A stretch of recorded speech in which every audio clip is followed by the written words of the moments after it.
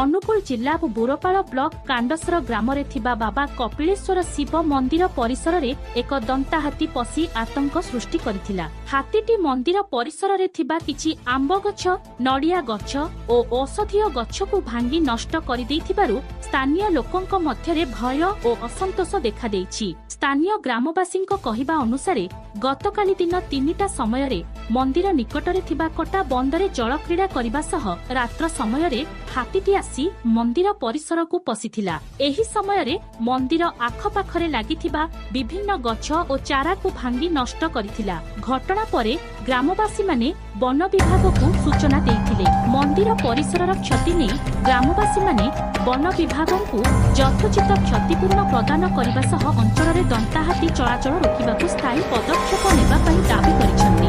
ବନ ବିଭାଗ ପକ୍ଷରୁ ଘଟଣାର ତଦନ୍ତ କରାଯାଇ ଆବଶ୍ୟକ ବ୍ୟବସ୍ଥା ନିଆଯିବ ବୋଲି ସୂଚନା ମିଳିଛି।